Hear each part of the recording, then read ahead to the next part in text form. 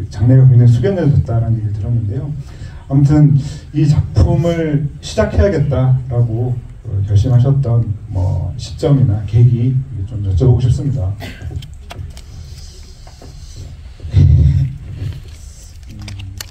사실 좀 개인적인 이야기이긴 한데요. 그런 이야기에서 시작을 했다가 사실 저도 장례라는 것을 처음 경험해봤고 되게 낯설기도 하고 사실 이제 죽음을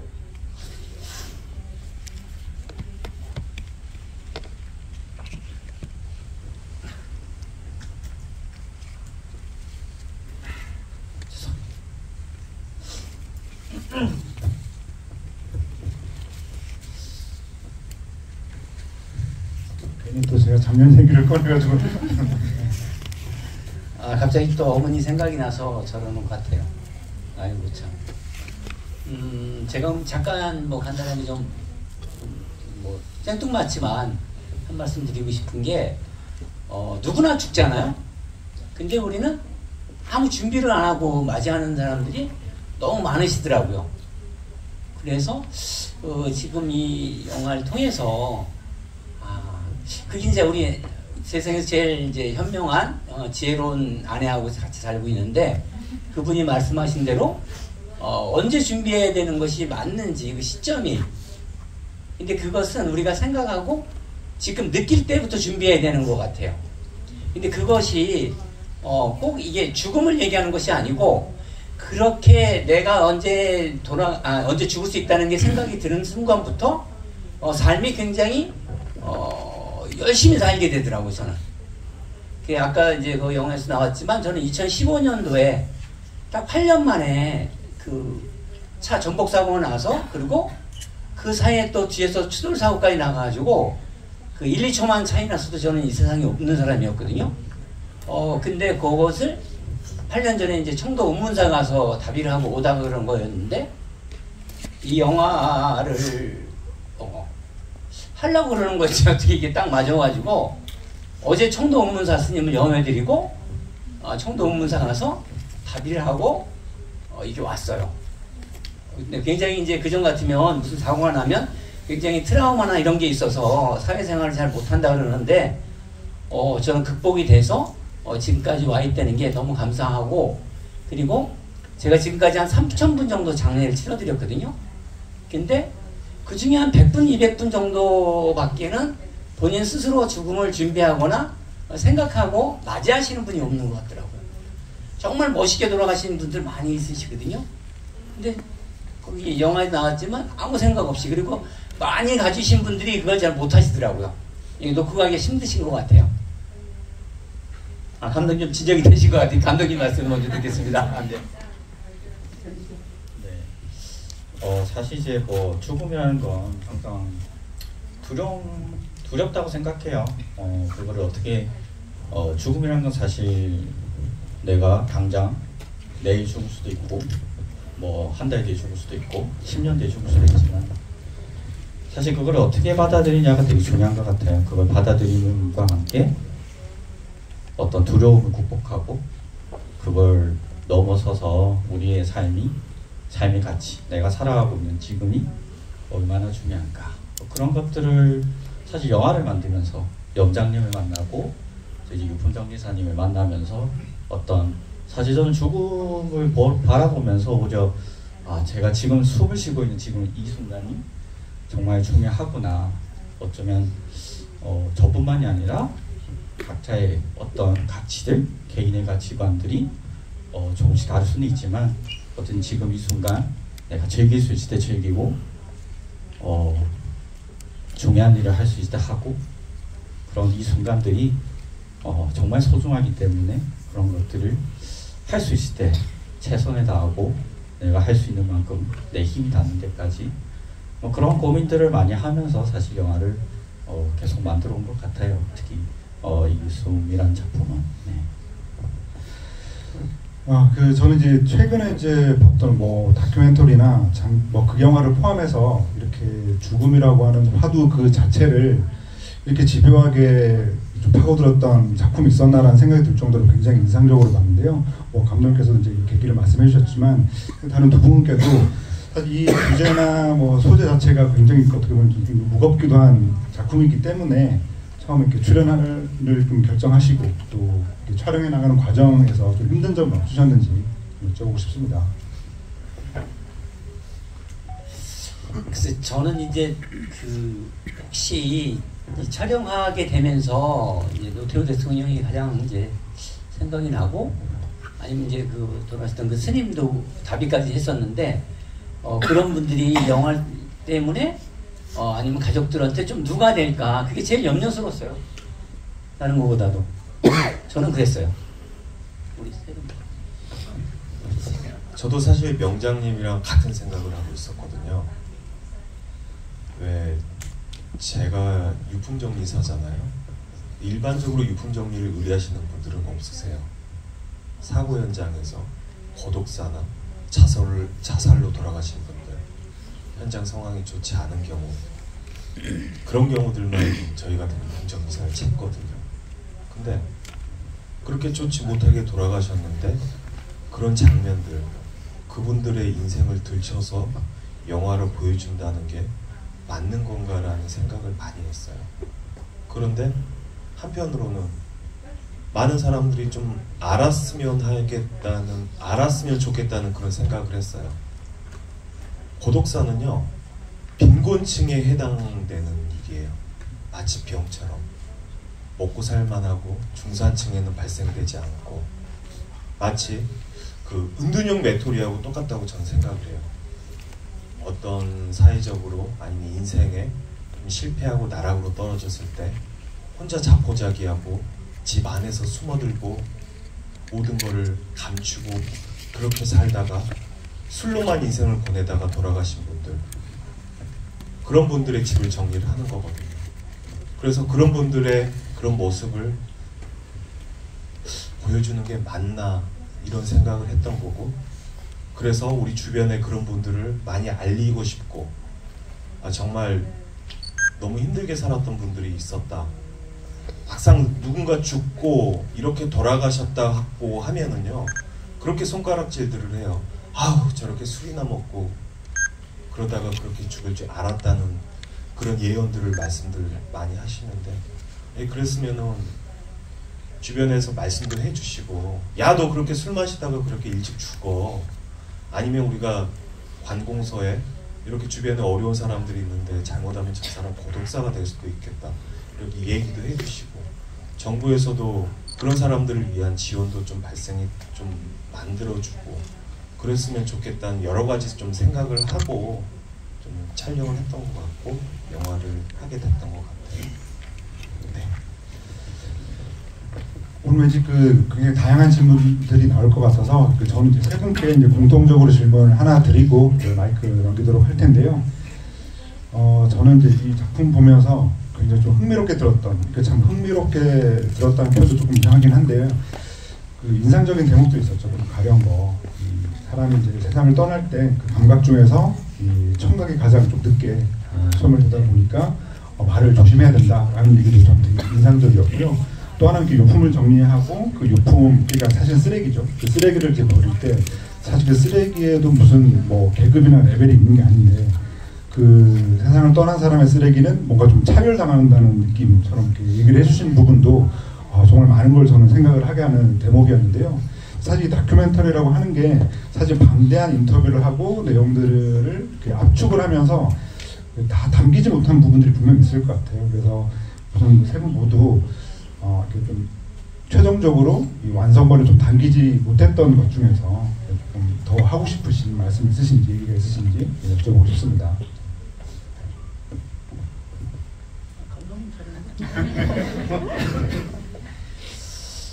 네, 사실 죽음이라는 게 어떻게 보면 장례라는 것을 저도 이제 직접 촬영하면서 가장 어려웠던 거는 사실 저희가 기다려야 된다는 것, 어떤 누군가의 죽음을. 되게 아이러니하게도 저 첫 촬영 때가 기억나는데요. 그게 설날에 오기 일주일 전이었나? 누군가의 죽음을 기다릴 때 가족들과 서를 보내야 되는데 되게 아이러니했어요. 이게 어떤 누군가의 죽음 기다리는 것 자체가 사실 되게 힘들었어요. 심리적으로 힘들었고 이런 프로젝트를 하면서도 어떤 저 스스로도 어떤 정당성, 과연 이 프로젝트의 방향이 이것이 맞는가? 그런 질문들을 굉장히 많이 했고 그러면서 사실 그런 어려움들이 되게 아쉬웠다고 하면 아쉬웠고 사실 많은 분들을 더 취재를 하고 싶었던 것도 있어요. 어떤 유품도 그렇고 염하시는 그런 장면들도 좀 더 다양한 계층, 다양한 분들 좀 더 죽음에 대해서 두렵지만 두 분께서 말씀하신 것처럼 좀 더 사람들이 많이 알아갔으면 좋겠다. 얘기를 하지 않으면 않을수록 사람은 더욱더 알지 못하게 되고 더 어려워지게 되고 저도 막상 닥치니까 너무 어려웠지만 알면 알수록 어쩌면 그렇게 어렵지 않을 수도 있다. 우리의 마음이 조금 더 잘 받아들일 수만 있다면 좀 더 저도 아직은 힘들지만 그래도 우리는 인간 대 인간으로서 충분히 그걸 극복할 수 있는 능력이 있다고 생각하는데 특히 연장님께서 얘기했을 때 옛날에는 누가 돌아가시면 이웃집, 이웃 사촌, 이웃분들이 서로 도와주기도 하고 장례를 치러주기도 하고 가족이 아님에도 장을 치러주기도 했지만 지금은 그런 게 불가능하고 가족이 아니면 불가능하고 장례를 치른다는 게 유족이 아니면 불가능하기 때문에 법적으로 지신을 인도하는 것도 불가능하고 분정리 하시는 분도 얘기하셨지만 법적으로 불가능한 게 되게 많아요. 과거에 비해서. 과거에는 우리가 그냥 서로가 도와줄 수만 있다면 도와줄 수 있는 시스템이었는데 지금 모든 게 개인적인 어떤 더욱더 우리 사회가 개인주의 사회로 가고 있고 특히 코로나 이후에 더욱더 스스로가 방에 갇혀서 자기 자신을 위해서 나를 위해서 나만 위해서 살아가는 사회가 점점 커지다 보니까 사실 이제 이웃을 생각하기 힘들잖아요. 남을 생각한다는 것. 과거에는 그런 것들이 가능한 지금은 불가능하다. 개개인의 벽들이 정말 많아진 것 같다. 그런 것들을 고민하면서 사실 그런 부분들도 되게 많이 다뤄보고 싶었던 이야기지만 어떤 여러 가지 방향의 입장에서 하나의 방향을 결정하다 보니까 그런 부분들도 다 다루지는 못했고요. 그래서 사실 이제 그런 다른 부분들은 저와 제작진들이 이제 다음 작품 때 좀 더 이제 다루려고 하는 그런 부분이기도 해요. 여기 빠진 거 얘기하면 되나요? 제가 처음이라 이런 게 좀 머리가 좀 하얘지는데. 혹시 그 두 분은 오늘 영화를 처음 보신 건가요? 조그만요. 봤더니 이렇게 막 얼굴이 막 이렇게 크게 너무 어색했어요. 아니 그 부분을 왜 뺐지라고 하는 것도 있지 않으실까라는 생각이 들기도 하네요. 이제 금방 좀 아까 질문하셨던 것 중에 이제 제일 마지막으로 청각이 없어진다는 게 저만의 생각이 아니고 많은 이제 어른들이 말씀을 하셨던 것 중에 좀 더 이제 자세히 얘기했었는데 그게 빠진 게 좀 아쉬운데요. 이게 어떤 거냐면 제가 이제 아까 말씀드린 30년 동안 3,000분 정도의 3,000분도 되는구나. 넘게 이제 장례를 치러드리고 어떻게 이제 법정 스님을 비롯해서 큰 스님들도 거의 다 제가 해드렸고 대통령 6분 중에 5분을 제가 목욕을 시켜서 일관을 해드렸거든요. 그래서 저는 우리나라에 이제 장례 지도사가 2만 명인데 그분들하고 저하고 뭐가 틀릴까 이런 게 좀 생각을 해봤어요. 그런데 그 중에 이제 저는 어렸을 때 기억을 이제 말씀을 드렸는데 여기 너무 일반적이지 않다 그래서 이거 빼신 것 같아요. 뭐냐면 지금이야 이제 좀 많이 이제 알려졌는데 그 유체 이탈이라는 거 있잖아요. 사람이 제가 이제 어렸을 때 기마전을 하는데 거꾸로 떨어졌어요. 그랬다가 선생님하고 애들이 막 웅성웅성 대는데 제가 이만큼 위에서 쳐다보고 있더라고요. 그런 경험을 한 2-3번 한 적이 있어요. 그래서 이제 장의사를 하게 되면서 이게 육체하고 혼이 분리가 되는 게 이제 그 죽음이라는 거잖아요. 그런데 이게 빨리 빠져나가시는 분이 있고 굉장히 더디게 나가시는 분도 있고 얼마 전에 신과 함께해서 영화에 나왔던 대로 그 영혼이 잘 떠나지 않는 분들도 있더라고요. 그런 기운을 느끼게 되더라고요. 저는 영혼하면서. 그래서 이제 비록 돌아가셨지만 저는 함부로 얘기를 할 수가 없어요. 그분이 영이 있다고 생각하면 제가 가볍게 얘기하는 걸 듣고서 야단을 치시든지 뭐라 그러실 거잖아요. 그래서 제가 할 수 있는 최선을 다해서 해드리는 것 많이 그것만 생각을 했어요. 그렇게 하다 보니 영가님들이 저를 찾아오시는 것 같아요. 하여튼 그래서 지금까지 이렇게 왔는데 제 이야기나 이런 것들에 의해서 사람이 뭐 죽으면 다 그만이지 뭐 이렇게 가볍게 생각하지 마요. 죽음이라는 게 새털까지 가벼울 수도 있지만 굉장히 무거울 수도 있고 세상을 잘 우리가 사는 세상을 좋은 세상으로 만들게 하게 가신 분들이 너무 많잖아요. 그런 것들도 죽음의 명상이나 이런 걸 통하면 삶이 굉장히 알차지고 뭐 그렇게 되더라고요. 그래서 아무튼 지금 뭐 여러 개 좀 길었는데 처음 하다 보니까 이렇게 됐네요. 그래서 아무튼 돌아가시면 다른 거는 다 이렇게 먼저 뭐 숨이 끊어지고 뭐 피가 안 도니까 이렇게 돌아가시겠죠. 근데 다 듣고 계시다고 생각을 하시고 그분을 위해서 아까 이제 좋은 얘기 하시고 좋은 데 가시라고 기도해 주시고 이런 것만이 할 수 있는 것 같아요. 그런 걸 통해서 이제 그분이 이 생에서의 그 생각들을 다 내려놓으시고 좋은 세상을 떠나실 수 있게 한다고 생각이 듭니다. 괜히 울고불고해서 가시는데 발목 잡지 마시고 그런 얘기들이 일반인들한테 알려졌으면 좋겠어요. 감사합니다. 네, 저는 뭐 촬영 분량이 많지는 않아서요. 제가 뭐가 아쉬웠다 그런 부분이 없었던 것 같아요. 거의 다 들어본 것 같은데요. 저는. 네, 감사합니다. 네, 그럼 객석 질문 받을 텐데요. 손 들어주시면요 마이크 바로 전달드리겠습니다. 여기 두 번째 줄에 계신 분. 되게 숭고하신 죽음에 대해서 이렇게 말씀해 주셔서 너무 잘 되게 감격했고 눈물도 정말 많이 계속 울면서 봤는데 사실 이건 질문이라기보다는 약간 개인적인 고민 중 하나인데 그 감독님의 어머님의 모습이 영화 속에 나타났는데 사실 제가 거기서 눈물을 되게 많이 흘렸던 게 저희 어머니도 이제 그렇게 10년 정도를 누워 계셔가지고 반신마비에 목구멍이 뚫려 계시고 호흡기를 너무 세게 부셔가지고 이빨이 다 뽑히시고 약간 이런 상태에 계시거든요. 근데 10년 동안 그런 엄마를 저는 받아들이지 못하고 있어요. 예뻤고 되게 예쁜 냄새를 풍기던 엄마의 모습이 있고 이제 아프게 누워있는 엄마의 모습이 있는데 그렇게 두 개의 존재로 엄마를 기억을 하고 지금의 엄마를 모습을 본다고 해서 뭐 사랑하지 않고 이런 건 아니지만 눈물을 엄청 많이 흘림에도 언제나 그 엄마의 모습을 받아들일 수 없어서 저는 외면하게 되더라고요. 잘 찾아가지도 않고. 그러니까 이렇게 어떻게 보면 굉장히 어린 마음으로 엄마를 받아들이고 있는 건데 이런 저한테 뭔가 좀 제대로 마음을 잡을 수 있는 한번 말씀 부탁드려도 될까요?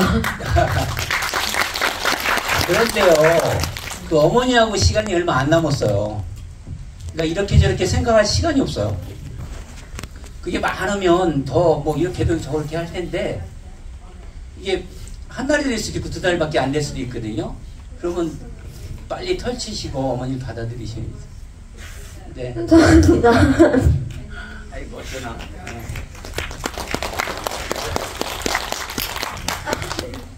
네, 그럼 이어서 바로 다른 질문 받겠습니다. 예. 이 질문을 마지막 질문해야 될 것 같습니다. 네. 일단 너무 웃었어. 이렇게 좋은 영화 만들어주셔서 감사드리고요. 별로 살고 싶어 하지 않는 사람들도 되게 많이 있는 걸로 아는데 장례 지도사분이나 이제 유품 정리사분이나 이 영화를 만드신 감독님한테는 이런 사람들한테 어떤 별로 살고 싶어하지 않는 사람들한테 어떤 식으로 삶을 접근하면 좋을지, 그리고 어떻게 어떤 생각을 갖고 있는지에 대해서 궁금합니다. 뭐 세 분 다 답해 주셔야 될 것 같아요. 네네. 제가 먼저 답변드리겠습니다. 저는요, 유품정리사가 되고 나서부터 인생이 좀 바뀌었어요. 뭐 우리가 어떤 뭐 훌륭하신 분, 그런 분들만 보고 배우는 게 아니고요. 아, 난 이렇게는 살지 말아야 되겠다, 그런 생각이 많이 들었어요. 그래서 유품정리사가 되고 난 이후에는요, 하루하루가 소중하고 너무 좋아요. 일이 없을 때는 정말 한가해서 좋고요. 그리고 유품정리사가 되고 나서부터 술을 끊었어요. 술을 끊으니까 주변의 친구들도 사라지고요. 정말 가족들하고만 시간을 보낼 수가 있어요. 저는 근데 나이 어느 정도 들고 그러면 크게 친구가 맨날 했던 얘기 또 하고 했던 얘기 또 하고 그러지 않나요? 그래서 저는 좀 그래요. 그래서 살기 싫다는 생각을 죄송합니다. 그리고 뭐 또 하나 말씀드리자면, 저희 집사람은요, 저희 집사람도 감독님처럼 이렇게 어렸을 때 불이 나가지고 온몸이 이렇게 화상으로 이런 자국이 다 있어요. 그런데 그렇게 생긴 사람들은요, 이 세상을 살기가 너무너무 힘들어요. 보이지 않는 곳에서 전화 상담원으로만, 그나마 홈쇼핑이라는 게 생겨가지고 전화 상담원을 할 수가 있었다고 해요. 그전에는 백화점에서 전화 상담원을 하고, 그런 꿈조차 가질 수 없는 사람들도 살아가고 있어요, 사실은. 그래서 정말 살기 싫다는 생각을 하는 사람들은, 제가 솔직한 말로요, 충분히 어떤 조건이 되는 사람들이 그런 생각을 하는 게 아닌가. 그리고 대학을 졸업하신 분들이 더 좀 그러는 게 아닌가. 주변에서 보는 그런 기대들도 있고, 그런 부분 때문에 그러지 않나. 저는 그런 생각이에요. 사실 이제 그런 것 같아요. 어떤 말씀하신 것처럼 우리가 흔히 유명하신 분, 뭐 저명하신 분을 통해서 삶의 가치를 배울 수도 있겠지만, 책을 통해서 배울 수도 있겠지만, 때론 그냥 옆에 있는 친구를 통해서도 나의 존재를 깨달을 수도 있지 않을까. 저는 큰 것에서 찾지는 않고요. 그냥 작은 것. 요즘은 이제 아이를 키우느라 좀 정신이 없어서 사실 아이가 저에게 가장 큰 힘이고요. 어떤 그런 것 같아요. 저도 어릴 때는 되게 부정적인 사람이었어요. 모든 것에 부정을 많이 했고, 그런 삶을 살아가다가 그냥 어느 순간 굳이 그렇게까지 살아야 되나? 그냥 영어로 take it easy 하면서 그냥 살아가는 것 같아요. 그냥 뭐라고 할까, 어떤 부정적인 것보다는 그냥 긍정적으로 어떤 일이 닥치더라도 좀 힘들지만 또 조금만 더 버티다 보면 좋은 일이 생기겠지.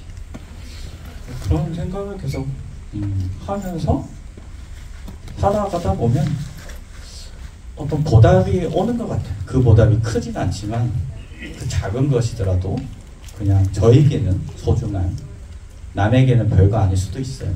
남이 보기는. 하지만 저한테 소중하면 되니까. 어차피 그 누구 내 인생을 살아주진 않잖아요. 그리고 내 인생은 나밖에 모르고, 나만이 느끼게 되고, 나만 알 수 있고, 내가 받는 고통은, 육체적 고통, 정신적 고통은 결국 나만 알 수 있기 때문에, 나 스스로가 내가 나에게 소중한 게 무엇인가, 그것이 크든 작든 그 가치만 잘 찾아 나간다면 사실 충분히 우리가 살아가고 있는 이 세상은 그렇게까지 지옥 같다고 생각은 하진 않아요. 물론 분명 상대적으로 어려운 일이 닥치는 건 있고 여러 가지 문제가 생기기도 하지만, 오히려 그럼에도 그런 어려움이 있기 때문에 더 싸우고 싶어하고 화가 나잖아요. 화가 나서 오히려 그냥 더 싸우고 싶은 게 더 좋을 것 같아요. 그래서 이 세상이 나를 어떻게든 나를 쓰러뜨리더라도 난 그래도 일어나서 걸어 나갈 거예요. 감사합니다. 한 달, 두 달이라도 살고 싶은 분들이거든요. 그리고 누가 뭐 어디 한번 읽어보니까 1초의 소중한 걸 알려면 달리기 선수 보라 하면 되더라고요. 그 1초 때문에 막 순위가 바뀌고 막 이러잖아요. 그래서 제 책이 작년에 이제 대통령의 염장이라는 책이 나와서 2월 달에 나왔는데 4월 달에 고등학교 3학년짜리가 저한테 전화했더라고요. 자기가 이제 이쪽에 관심이 있어서 읽다 보니 이제 왔는데 자기한테 해줄 게 있냐고 말씀 좀 해주라고.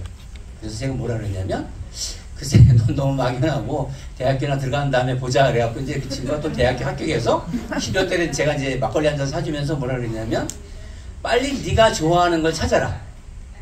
무슨 일이지 좋다. 몰라 나는 이제 어떻게 하다 보니까 장례지도사가 돼서 여기까지 왔는데 너는 그냥 뭐 학교 성적 때문에 대학 가고 이러는 게 아니라 이게 안 해도 돼. 그냥 무엇이든지 자기가 좋아하는 일을 찾아라 빨리. 그걸 찾게 되면 관심이 갖게 되고 그것을 사랑하게 되고 좀 더 열심히 하게 되고 열심히 하면 잘하게 되고 많은 사람들이 또 칭찬하면 또 그런 식으로 이제 바뀌게 되는 것 같더라고요. 근데 지금은 너무 남들을 의식해서 사시는 것 같아요.